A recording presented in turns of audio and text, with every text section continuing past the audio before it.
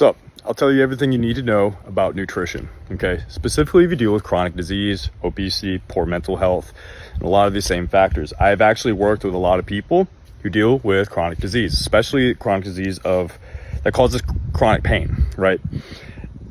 And I actually have like a lot of like close family members who have dealt with chronic disease, friends dealt with it as well.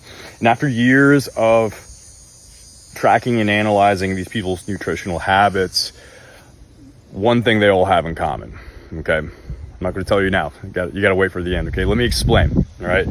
So first of all, if it's any one thing that I've ever taught you guys, right, I want you to just understand something. If you are having poor physical health, poor mental health, poor relationships, you feel lost in life, right?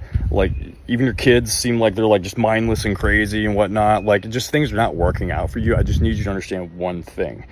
You live in an artificial environment, okay? The way we live is just like not the way that we have lived for hundreds of thousands of years, okay? Up until the past few decades, we've been living in congruence with nature, okay? A lot of things kind of flowed in this natural order. Now, we spend most of our time inside. Nature's out there, right? We're in here under fluorescent lights, right? It's typing on spreadsheets. Your kids are, you know, most people growing up nowadays, like, you know, spent more time in their mom and dad's basement playing on their computer, right? They have no concept of like what is natural. They eat lab experiment foods, okay? We're forced into relationships that like don't feel right to us, right? We live a certain way that doesn't feel right to us, and our entire lives are just kind of built upon this incongruence, right? This disalignment with everything, right? We just assume it's normal because that's the way our parents grew up and everyone else grows up, right? I just need you to understand that, okay? But this really, really makes sense with your nutrition. So let me explain, okay? Look, I'm really big in anthropology, archaeology, right?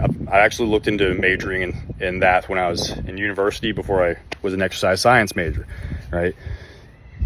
There's something that will clarify everything you need to know with nutrition, understanding how human beings have eaten for all of our existence, okay? About 400,000 years ago were the first humans, and they were really defined by when they started to learn how to hunt, okay? And right when they started eating highly carnivorous patterns in their eating, we've seen that their brain size rapidly grew, their stature rapidly grew, okay? Their bone density rapidly grew, okay? I'm talking Homo Sapiens, okay?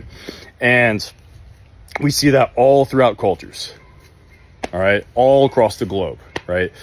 In fact, did you know why we're so close with dogs? It's because we eat the same foods, right? About like 40, 60,000 years ago, wolves started intermingling with us because they found out we can help them get the same foods and we protect each other, all right? We're also pack animals, just like wolves are, all right? We have communal eating, just like wolves and other carnivorous animals. In fact, the reason that we are able to roam the earth is because we are highly carnivorous. We can get food anywhere and we don't have to stay put with one herbivorous food source, right? All these traits are in congruence with highly carnivorous animals, okay? Of course, we are omnivores, right? We eat nuts and berries and whatnot, but mostly animal foods, all right? That's something we really need to understand, okay? Until about 12,000 years ago, which was basically like a few minutes ago in human like history, right? Neolithic Revolution, all right? This is when we invented agriculture. We found out, oh wait, we can actually sit here and make fields of like wheat and oats and barley and stuff like that, right? We don't have to be nomadic anymore, right? And what anthropologists have noticed is right when the agricultural inventions started, our human stature on average got shorter, right? Our dental health rapidly declined, right?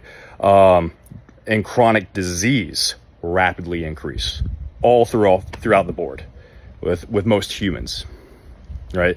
It was directly correlated with the change in our diets. We are more eating like, grains and more vegetation, right? In fact, a lot of anthropologists even speculate that it is the invention of agriculture that was the root of all evil, they might even call it, right? Because that's when like civilizations started. We started hoarding things. Classes started becoming like classism and things like that started being invented. War, because of like, you know, oh, they have resources and we don't, you know what I mean? Like that's what started it all, agriculture, right?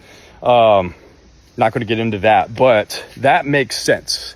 That makes sense, right? As soon as we stopped eating animal-based foods, chronic disease rapidly skyrocketed.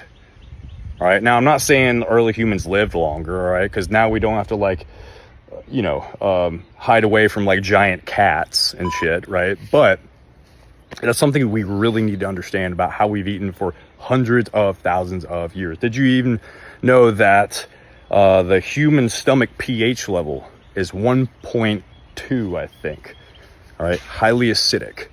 For reference, chimpanzees, about 6.